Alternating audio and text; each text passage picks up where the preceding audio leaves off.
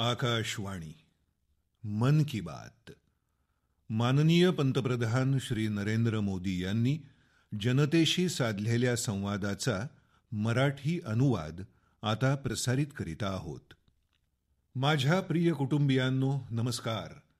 मन की बातच्या आणखी एका भागात मला तुमच्यासोबत देशाचं यश, देशवासियांचं यश, त्यांचा प्रेरणादायी जीवन प्रवास याबाबत बोलण्याची संधी मिळाली आहे.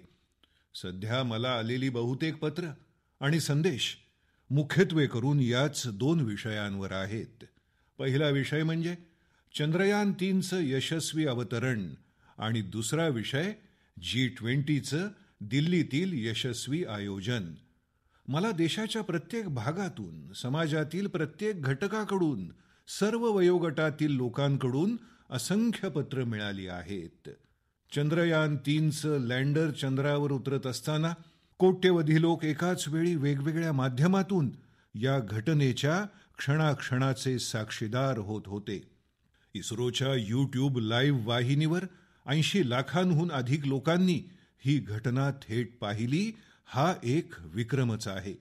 यावरून हे लक्षात येतं की कोट्यवधी भारतीयांचं चंद्रयान-3 सोबत किती गहिरं नातं आहे. चांद्रयानाच्या या यशावर आधारित देशात सध्या एक अतिशय सुंदर अशी प्रश्नमंजुषा स्पर्धा सुरू आहे. प्रश्नांची उत्तरं देण्याची स्पर्धा, आणि तिचं नाव आहे चंद्रयान-3 महाक्विज. MyGov पोर्टलवर होत असलेल्या या स्पर्धेत आतापर्यंत 15 लाखांहून अधिक लोकांनी भाग घेतला आहे. MyGov सुरू झाल्यानंतर कोणत्याही प्रश्नमंजुषा स्पर्धेमधला हा सर्वात मोठा सहभाग आहे. मी तुम्हाला ही विनंती करेन की तुम्ही अद्याप यात सहभागी झाला नसाल तर उशीर करू नका. अजून 6 दिवस शिल्लक आहेत. या प्रश्नमंजुषेमध्ये जरूर भाग घ्या. माझ्या कुटुंबियांनो, चंद्रयान-3च्या यशानंतर G20च्या भव्य आयोजनानं प्रत्येक भारतीयाचा आनंद द्विगुणित केला. भारत मंडपम तर स्वतःच एखाद्या सेलिब्रिटी, मान्यवरासारखा झाला आहे. लोक त्याच्यासोबत सेल्फी घेत आहेत आणि अभिमानानं ते पोस्ट करत आहेत. या शिखर परिषदेत भारतानं आफ्रिकी महासंघाला G20 समूहाचा पूर्ण सदस्य बनवून आपलं नेतृत्व प्रस्थापित केलं आहे. तुम्हाला आठवत असेल की ज्या काळात भारत खूप समृद्ध होता त्या काळात आपल्या देशात आणि जगात सिल्क रूट, रेशीम व्यापार मार्गाचा खूप बोलबाला होता. हा रेशीम व्यापार मार्ग आर्थिक उलाढालीचं प्रमुख माध्यम होता. आता आधुनिक काळात भारतानं G20 परिषदेत आणखी एक आर्थिक कॉरिडॉर सुचवला आहे. हा भारत मध्य पूर्व युरोप इकॉनॉमिक कॉरिडॉर अर्थात आर्थिक व्यवहार पट्टा आहे. हा कॉरिडॉर येणारी शेकडो वर्ष जागतिक व्यापाराचा आधारस्तंभ बनणार आहे आणि या कॉरिडॉरची सुरुवात भारतीय भूमीवर झाली याची नोंद इतिहासात कायम राहील.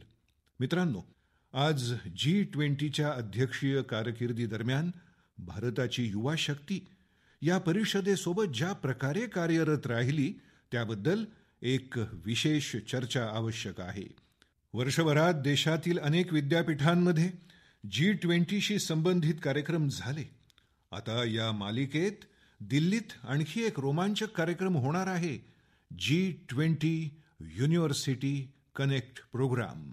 या कार्यक्रमाद्वारे देशभरातील विद्यापीठांमधले लाखो विद्यार्थी एकमेकांशी जोडले जातील. IIT, IIM, NIT आणि वैद्यकीय महाविद्यालये यासारख्या अनेक प्रतिष्ठित शिक्षण संस्थाही यात सहभागी होणार आहेत. मला असं वाटतं की जर तुम्हीही महाविद्यालयीन विद्यार्थी असाल तर तुम्ही 26 सप्टेंबर रोजी होणारा हा कार्यक्रम जरूर पहा आणि त्यात सहभागी व्हा. भारताच्या भविष्यकाळाबाबत आणि तरुणांच्या भविष्यावर आधारित अनेक रंजक गोष्टी या कार्यक्रमात असतील. मी स्वतः या कार्यक्रमात सहभागी होणार आहे. मी देखील माझ्या महाविद्यालयीन विद्यार्थ्यांशी संवाद साधण्याची वाट पाहत आहे. माझ्या कुटुंबियांनो, 27 सप्टेंबर रोजी जागतिक पर्यटन दिन आहे.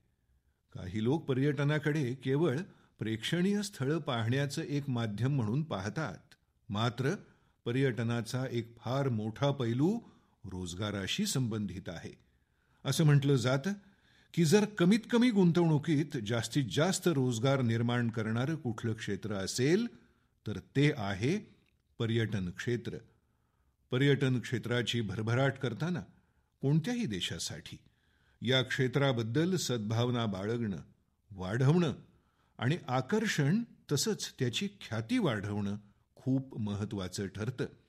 गेल्या काही वर्षात भारताबद्दलचं आकर्षण खूप वाढलं आहे आणि G20च्या यशस्वी आयोजनानंतर जगभरातील लोकांचा भारतातील रस आणखी वाढला आहे. मित्रांनो, G20 परिषदेसाठी 1,00,000हून अधिक प्रतिनिधी भारतात आले.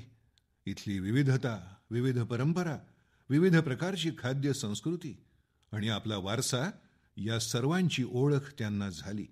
इथे आलेले प्रतिनिधी आपापल्या देशात परत जाताना आपल्यासोबत जे सुखद अनुभव घेऊन गेले आहेत त्यामुळे भारतात पर्यटन आणखी वाढीला लागेल. आपणा सर्वांना माहीतच आहे की भारतात एकापेक्षा एक सरस अशी जागतिक वारसा स्थळं आहेत आणि त्यांची संख्या सतत वाढतच चालली आहे. काही दिवसांपूर्वीच शांतिनिकेतन आणि कर्नाटकातील पवित्र होयसळ मंदिरांना जागतिक वारसा स्थळ म्हणून घोषित करण्यात आलं आहे. मी हा शानदार असा मान मिळाल्याबद्दल सर्व देशवासियांचं अभिनंदन करतो. मला 2018 मध्ये शांतिनिकेतनला भेट देण्याचं भाग्य लाभलं होतं. गुरुदेव रवींद्रनाथ टागोर हे शांतिनिकेतनशी निगडीत होते. गुरुदेव रवींद्रनाथ टागोर यांनी एका प्राचीन संस्कृत श्लोकातून शांतिनिकेतनचं ब्रीदवाक्य, ध्येयवाक्य घेतलं होतं. तो श्लोक असा आहे, यत्र विश्वम भवत्येक नीडम, म्हणजेच एक लहान घरटं संपूर्ण जग सामावून घेऊ शकतं. युनेस्कोनं जागतिक वारसा यादीत समाविष्ट केलेली कर्नाटकातील होयसळ मंदिरं 13व्या शतकातील उत्कृष्ट वास्तुकलेसाठी ओळखली जातात. या मंदिरांना युनेस्कोकडून मान्यता मिळणं हा देखील भारतीय मंदिर स्थापत्य शैलीच्या भारतीय परंपरेचा सन्मान आहे. भारतातील जागतिक वारसा स्थळांची एकूण संख्या आता 42 झाली आहे. भारताचा हाच प्रयत्न आहे की आपली जास्तीत जास्त ऐतिहासिक आणि सांस्कृतिक ठिकाणं जागतिक वारसा स्थळं म्हणून ओळखली जावीत. मी तुम्हा सर्वांना विनंती करतो की जेव्हा कधी तुम्ही कुठे पर्यटनाला जाण्याचा विचार कराल तेव्हा भारतातील विविधता पाहण्याचा प्रयत्न नक्की करा. विविध राज्यांची संस्कृती समजून घ्या, वारसा स्थळ पहा. यामुळे आपण आपल्या देशाच्या गौरवशाली इतिहासाशी तर परिचित व्हालच, सोबत स्थानिक लोकांचं उत्पन्न वाढवण्याचं तुम्ही एक महत्त्वाचं माध्यम देखील ठराल. माझ्या कुटुंबियांनो, भारतीय संस्कृती आणि भारतीय संगीत आता जागतिक झालं आहे. जगभरातील लोकांचा त्यांच्याकडे असलेला ओढा दिवसेंदिवस वाढत आहे. मी आपल्याला एका छानशा मुलीनं केलेल्या सादरीकरणातील एक छोटीशी ध्वनिफीत ऐकवतो. जगज्जालपालं कजत्कण्ठमालं शरच्चन्द्रभालं महादैत्यकालं नभो नीलकायं तुरावरमायं सुपद्मसहायं भजेऽहं भजेऽहम्. नागेन्द्रहाराय त्रैलोचनाय भस्मङ्गरागाय माहेश्वराय नित्याय शुद्धाय दिगंबराय तस्मै नकाराय नमः शिवाय. हा आवाज ऐकून तुम्ही देखील चकित झाला असाल ना? तिचा आवाज किती गोड आहे आणि प्रत्येक शब्दातून जे भाव व्यक्त होत आहेत त्यातून तिचं देवाशी असलेलं प्रेमपूर्वक नातं आपण अनुभवू शकतो. जर मी तुम्हाला सांगितलं की हा मधुर आवाज जर्मनीतील एका मुलीचा आहे, तर कदाचित तुम्हाला आणखी आश्चर्य वाटेल. या मुलीचं नाव आहे कैसमी. 21 वर्षांची कैसमी सध्या इंस्टाग्रामवर खूप गाजते आहे.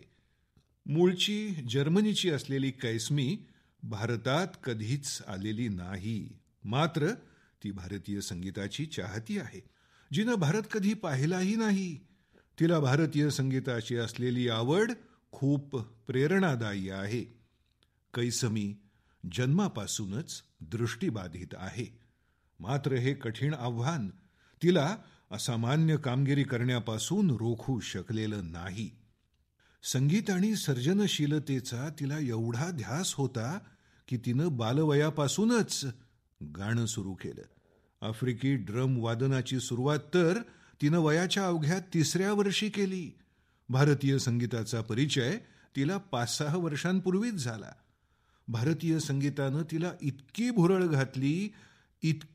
घातली की ती त्यात पूर्णपणे लीन झाली. ती तबला वादनही शिकली आहे.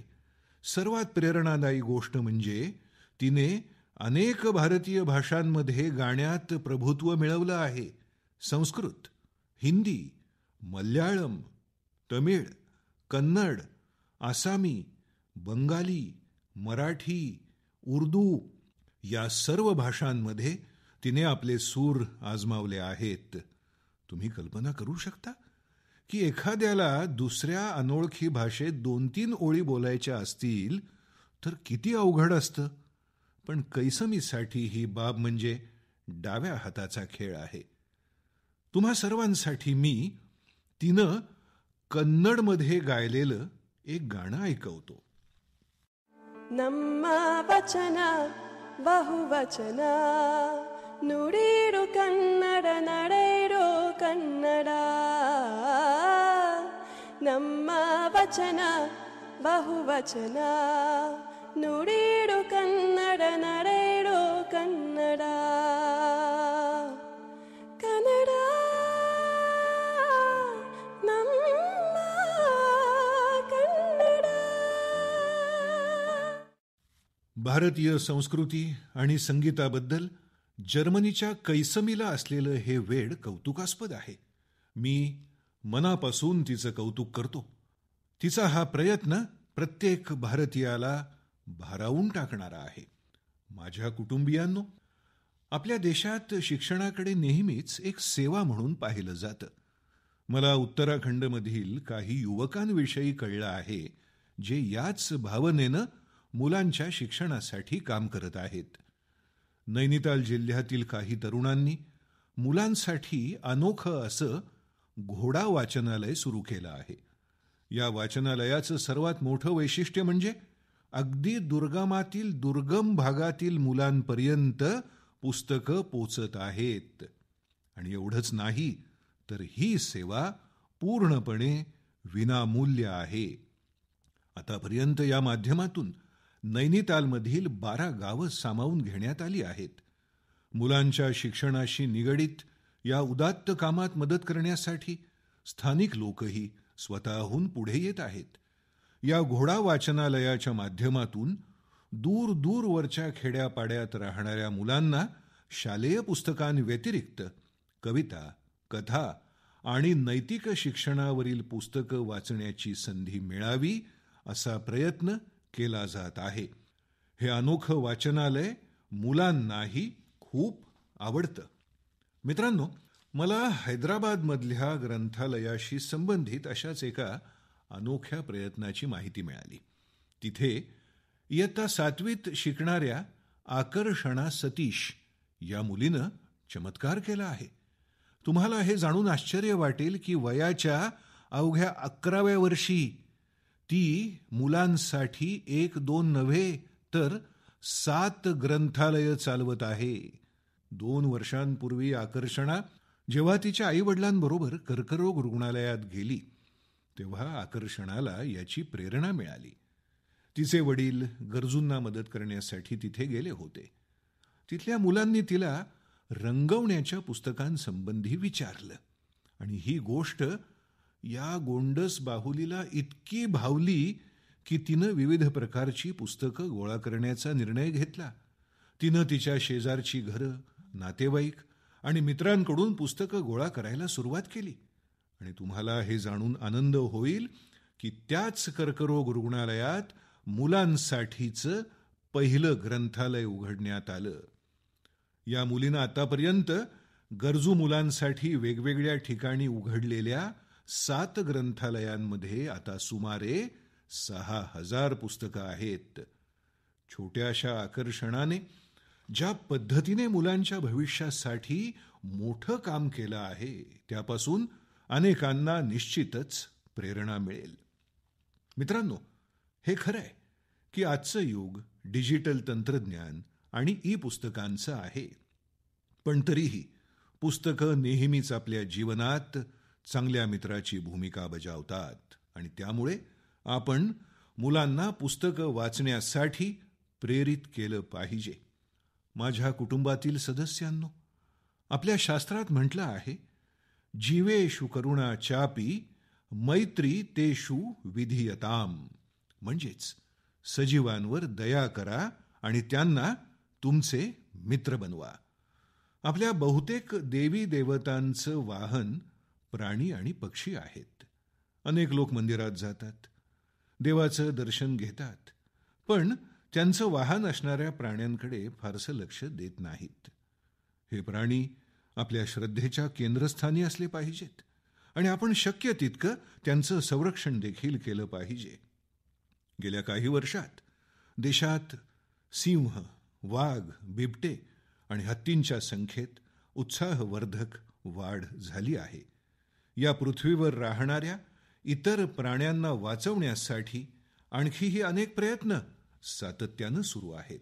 असाच एक अनोखा प्रयत्न राजस्थानातील पुष्कर इथे केला जात आहे.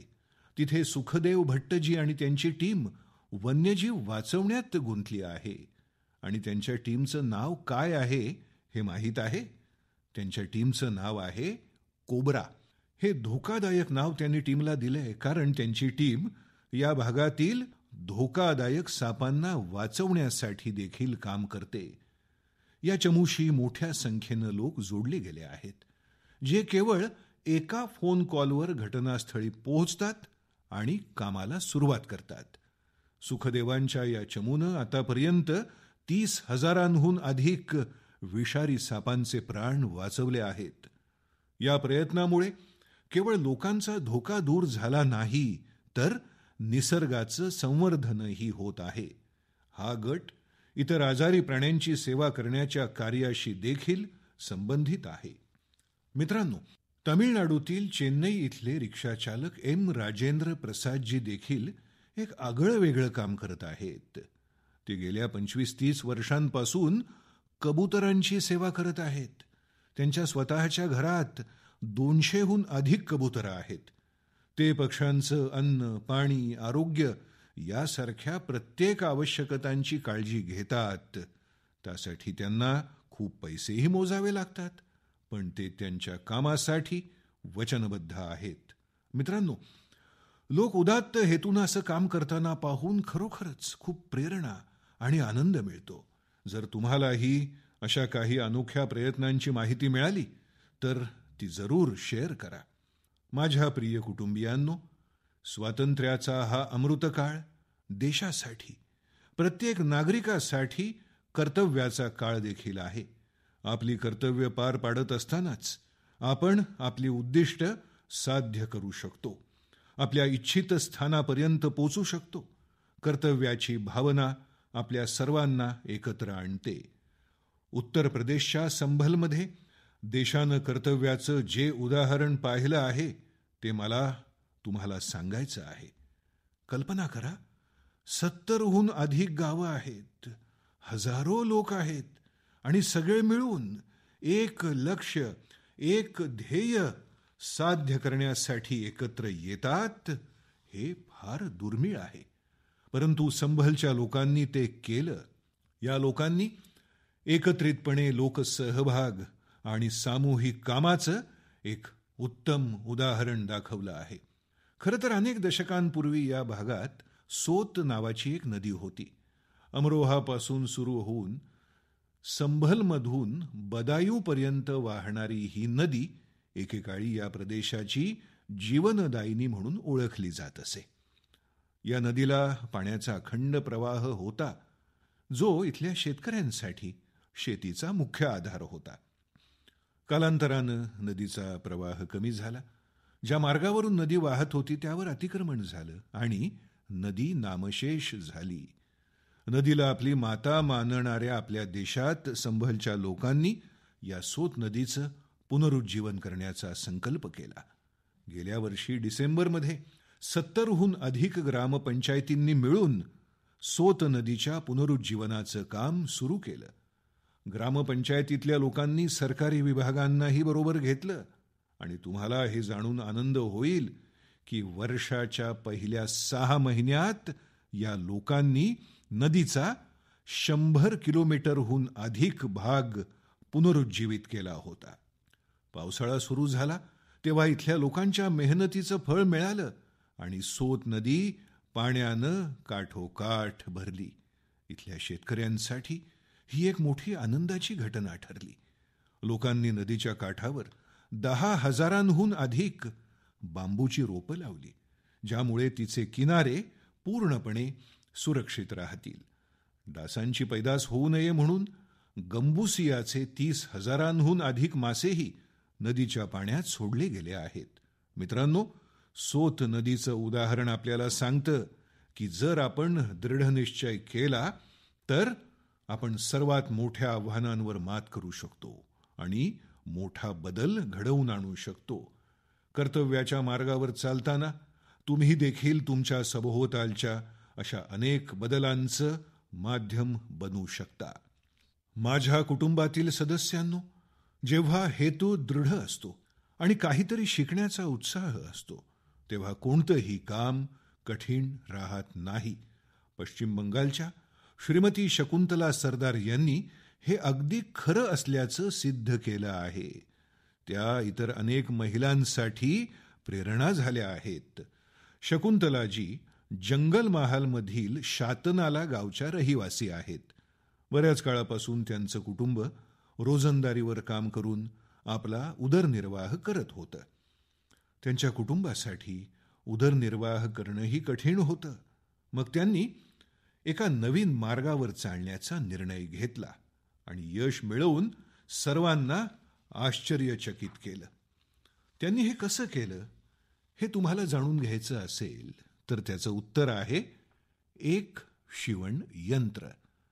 एका शिवण यंत्राच्या माध्यमातून त्यांनी सालच्या पानांवर सुंदर डिझाईन्स काढायला सुरुवात केली. त्यांच्या या कौशल्यानं संपूर्ण कुटुंबाचं जीवन बदललं. त्यांनी बनवलेल्या या अद्भुत हस्तकलेची मागणी सातत्याने वाढत आहे. शकुंतलाजी यांच्या या कौशल्यानं केवळ त्यांचंच नव्हे तर सालची पानं गोळा करणाऱ्या अनेक लोकांचंही जीवन बदललं आहे. आता त्या अनेक महिलांना प्रशिक्षण देण्याचं कामही करत आहेत.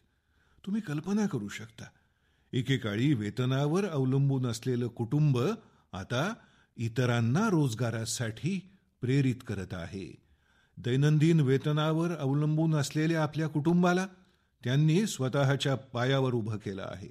यामुळे त्यांच्या कुटुंबाला इतर गोष्टींवरही लक्ष केंद्रित करण्याची संधी मिळाली आहे. आणखी एक गोष्ट घडली ती म्हणजे शकुंतलाजींची स्थिती सुधारताच त्यांनी बचत करायला सुरुवात केली. आता त्यांनी जीवन विमा योजनांमध्ये गुंतवणूक करायला सुरुवात केली आहे, ज्यामुळे त्यांच्या मुलांचं भविष्य उज्ज्वल होईल. शकुंतलाजी यांच्या कार्याची प्रशंसा करावी तितकी थोडीच. भारतातील लोक अशा प्रतिभांनी भरलेले आहेत. तुम्ही त्यांना संधी द्या आणि ते काय करतात ते पहा.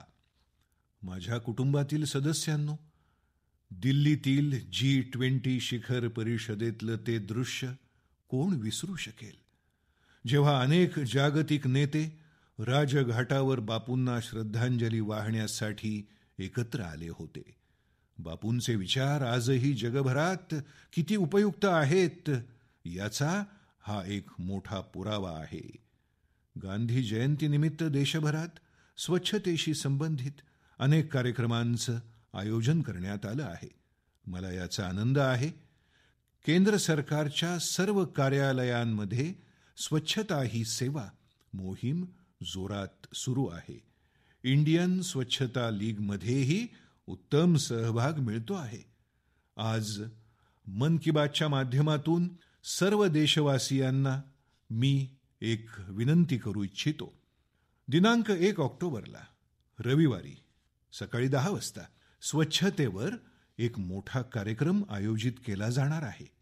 आपणही आपला वेळ काढून स्वच्छतेशी संबंधित या मोहिमेत सहभागी होऊ शकता. तुम्ही तुमच्या रस्त्यावर, परिसरात, उद्यानात, नदीत, तलावात किंवा इतर कोणत्याही सार्वजनिक ठिकाणी या स्वच्छता मोहिमेत सहभागी होऊ शकता. आणि जिथे जिथे अमृत सरोवर बांधली गेली आहेत तिथे तर स्वच्छता आवश्यकच आहे. ही स्वच्छता मोहीम गांधीजींना खरी श्रद्धांजली ठरेल. गांधी जयंतीच्या या प्रसंगी खादीचं काही ना काही उत्पादन खरेदी करण्याची मी तुम्हाला पुन्हा आठवण करून देत आहे. माझ्या कुटुंब सदस्यांनो, आपल्या देशात सणांचा हंगामही सुरू झाला आहे. तुम्ही सर्वजण घरी काहीतरी नवीन खरेदी करण्याचा विचार करत असाल. काही जण त्यांचं शुभ कार्य सुरू करण्यासाठी नवरात्रीची वाट पाहत असतील. उत्साही आणि आशादायक अशा वातावरणात आपण व्होकल फॉर लोकल हा मंत्र देखील जरूर लक्षात ठेवा. जिथे शक्य होईल तिथे आपण भारतात तयार झालेला माल खरेदी करा. भारतीय उत्पादनांचा वापर करा आणि भेट देताना मेड इन इंडिया उत्पादनच भेट द्या. तुमच्या छोट्याशा आनंदामुळे दुसऱ्याच्या कुटुंबाला देखील मोठा आनंद मिळेल. तुम्ही खरेदी करता त्या भारतीय वस्तूंचा थेट फायदा आपले कामगार, मजूर, कारागीर आणि इतर विश्वकर्मा बंधू भगिनींना होईल. आजकाल अनेक स्टार्टअप्स स्थानिक उत्पादनांना प्रोत्साहन देत आहेत. जर तुम्ही स्थानिक वस्तू खरेदी केल्या तर या स्टार्टअप्सच्या या तरुणांना देखील फायदा होईल. माझ्या प्रिय कुटुंबजनो हो, मन की बातमध्ये आज इथेच थांबतो. पुढच्या वेळी जेव्हा मी तुम्हाला मन की बातमध्ये भेटेन तेव्हा नवरात्र आणि दसरा झाला असेल. या सणासुदीच्या काळात तुम्ही प्रत्येक सण उत्साहात साजरा करा. तुमच्या कुटुंबातला प्रत्येक जण आनंदी राहो ह्याच माझ्या शुभेच्छा. पुढच्या वेळी नवीन विषय आणि देशबांधवांच्या नवीन यशोगाथांसह पुन्हा भेटूया. तुम्ही तुमचे संदेश मला पाठवत राहा. तुमचे अनुभव सांगायला विसरू नका. मी वाट बघेन. खूप खूप धन्यवाद. नमस्कार. मन की बात. माननीय पंतप्रधान श्री नरेंद्र मोदी यांनी जनतेशी साधलेल्या संवादाचा मराठी अनुवाद आपण ऐकला. हा मराठी अनुवाद आकाशवाणी मुंबई केंद्राच्या अस्मिता वाहिनीवरून प्रसारित करण्यात आला.